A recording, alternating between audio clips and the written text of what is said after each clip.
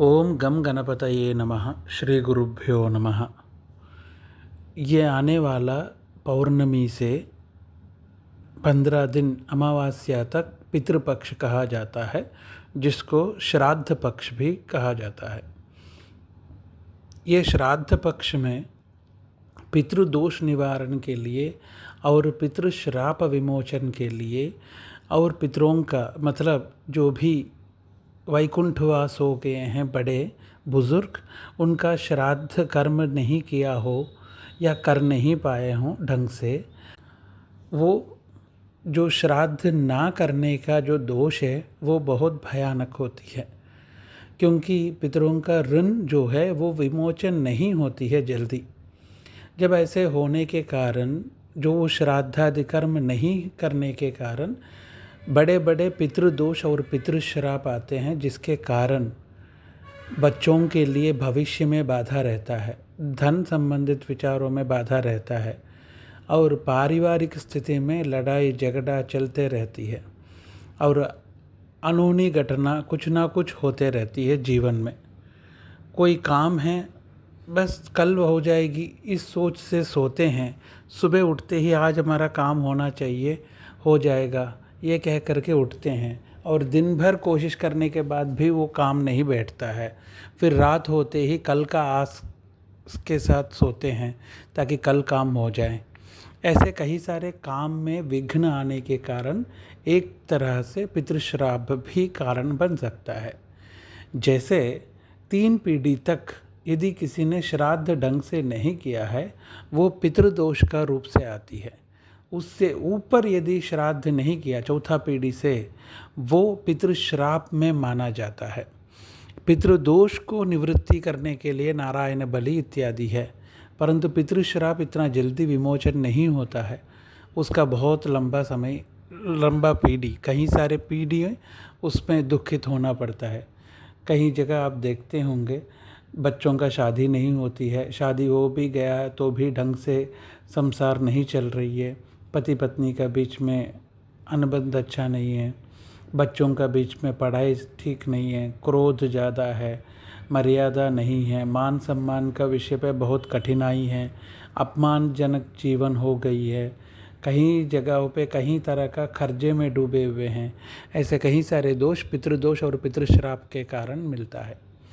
जब भी ऐसे पितृदोष होती है तो पितृश्राप विमोचन के लिए, पितृदोष निवारण के लिए त्र्यंबकेश्वर में, काशी में, ब्रह्म कपाल में, बद्रीनाथ के पास, कई जगहों पे गया और इलाहाबाद त्रिवेणी संगम में श्राद्धादि कर्म करते हैं। तब भी ठीक नहीं होता कई लोगों को, क्योंकि किया हुआ दोष या प्राप्त हुआ श्राप इतना बड़े हो जाता है। तो वो निवृत्ति के लिए सरल मार्ग कुछ हो तो बताइए कह करके, रुचि कह करके एक मुनि ने यमराज से प्रार्थना किए थे। तब यमराज का मार्गदर्शन से नारद महामुनि का वाक्य से प्राप्त हुआ ये पितृस्तोत्रम। ये गरुड़ पुराण में रुचि बोल करके जो महामुनि हैं उनका कृत पितृस्तोत्र है। ये पितृस्तोत्र का पारायण सुनने से ये 15 दिन हर दिन और बाकी समय में प्राप्त समय मिला तो हर अमावस्या को ये प्रार्थना सुन करके अपना बड़े बुजुर्ग जो भी है उन लोगों को नमस्कार करने से पितृश्राप विमोचन हो जाती है। ऐसे उस श्लोक में कहा गया है, उस स्तोत्र में ये भी कहा है 31 पितृगण होती है, जो एक 7 पीढ़ी का शब्द हम बहुत जगह पे सुनते हैं, 7 पुश्तैनी 7 पीढ़ी बोलते हैं ना। 7 पीढ़ी का अर्थ है माँ का परिवार, पिता का परिवार, पिता का बहन का परिवार, माँ का भाई का परिवार और बहू का परिवार, दामाद का परिवार, इसके सिवा और गुरु परंपरा, गुरु परिवार, और इसके सिवा हमारा घर में पालन पोषण किए हुए पशु इत्यादि होती है। किसी ने गाय को पाला, किसी ने कुत्ते को पाला, किसी ने बिल्ली को पाला, तो वो सब पालने के कारण, और इसके सिवा किसी का घर में सती हो गई है किंतु उनका तिथि में ध्यान नहीं रखा जाता है सती का, तो वो सब के कारण और कोई एक्सीडेंट में देहांत हो गया है, उनका अंतिम संस्कार ढंग से नहीं हो पाया है, तो उनके कारण धनिष्ठात पंचकम कह करके 5 नक्षत्र है।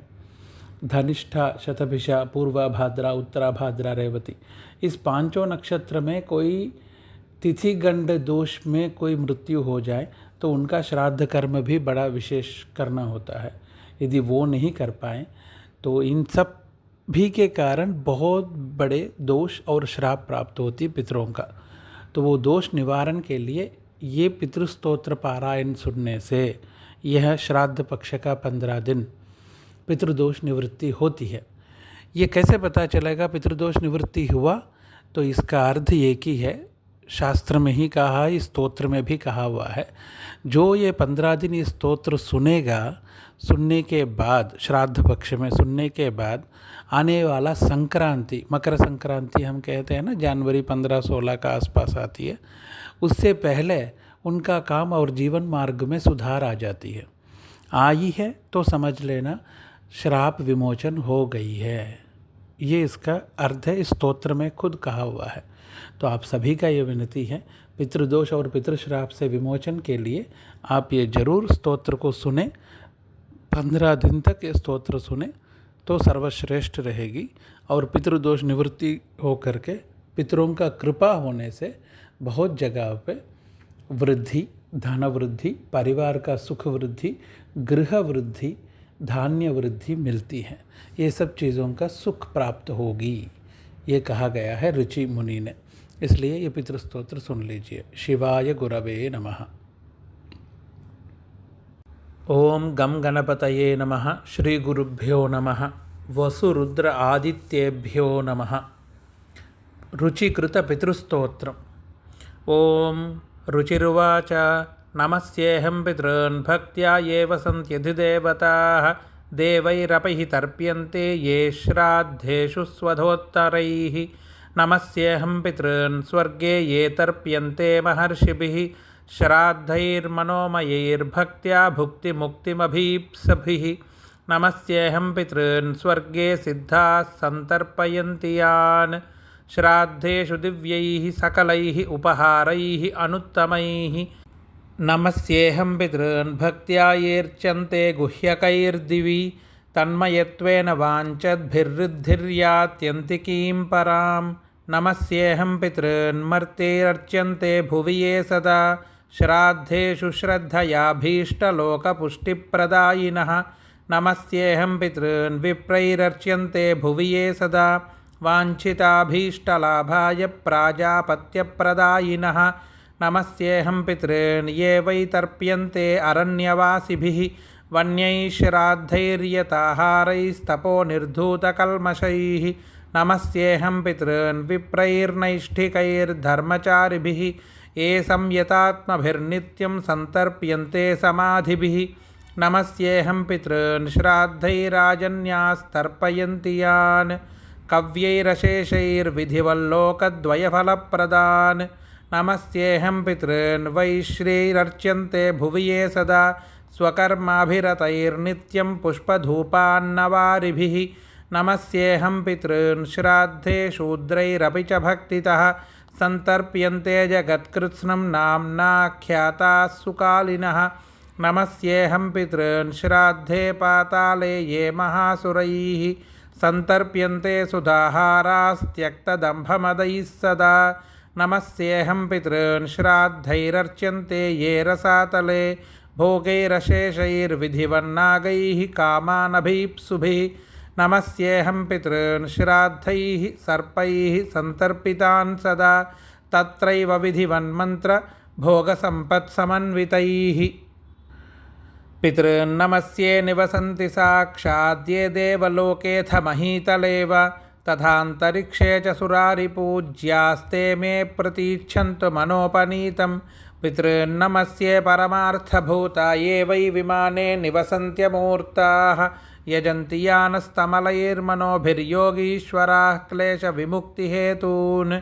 पितॄन् नमस्ये दिवि ये च मूर्ताः स्वधा भुजः काम्यफलाभिसन्धौ प्रदानशक्ताः सकलेप्सितानां विमुक्तिदायेनभिसंहितेषु तृप्यन्तु तेऽस्मिन् पितरः समस्ता इच्छावतां मे प्रदिशन्ति कामान् सुरत्वमिन्द्र त्वमितोऽधिकं वा गजाश्वरत्नानि महागृहाणि सोमस्य ये रश्मिषु येऽर्कबिम्बे शुक्ले विमाने च सदा वसन्ति तृप्यन्तु तेऽस्मिन् पितरोन्नतो यैर्गन्धादिना पुष्टिमितो व्रजन्तु येषां हुतेऽग्नौ हविचा च तृप्तिः ये भुञ्जते विप्रशरीरसंस्थाः ये पिण्डदानेन मुदं प्रयान्ति तृप्यन्तु तेऽस्मिन् पितरोन्नतो यैः ये खड्गमांसेन सुरैरभीष्टैः कृष्णैस्तिलैर्दिव्यमनोहरैश्च कालेन पशाकेन महर्षिवर्यैः सम्प्रीणितास्ते मुदमत्रयान्तु कव्यान्यशेषानि च यान्यभीष्टान्यतीव तेषां मम पूजितानां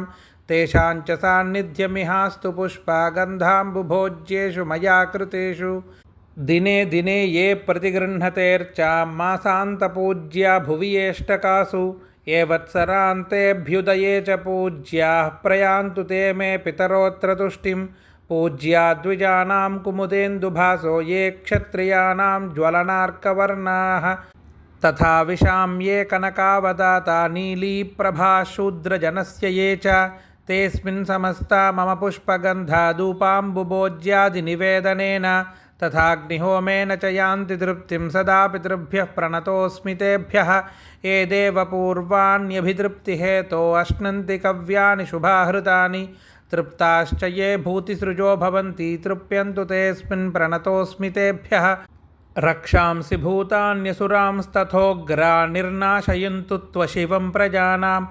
आद्यास्सुराणाममरेशपूज्यास्तृप्यन्तु तेऽस्मिन् प्रणतोऽस्मि तेभ्यः अग्निस्वात्ता बर्हिषद आज्यपाः सोमपास्तथा व्रजन्तु तृप्तिं श्राद्धेऽस्मिन् पितरस्तर्पिता मया अग्निस्वात्ताः पितृगणाः प्राचीं रक्षन्तु मे दिशं तथा बर्हिषदः पातु यां मे पितरः सदा प्रतीचीमाज्यपास्तद्वदुदीचीमपि सोमपाः रक्षो भूतपिशाचेभ्यस्तथैव असुरदोषतः सर्वतः पितरो रक्षां कुर्वन्तु मम नित्यशः विश्वो विश्वभुगाराध्यो धर्मो धन्यः शुभाननः भूतिदो भूतिकृद्भूतिः पितॄणां ये गणा नव कल्याणः कल्यतः कर्ता कल्यः कल्यतराश्रयः कल्यता हेतुरनकः षडिमेते गणा स्मृताः वरो वरेण्यो वरदस्तुष्टिदः पुष्टिदस्तथा विश्वपाता तथा धाता सप्तैते च गणा स्मृताः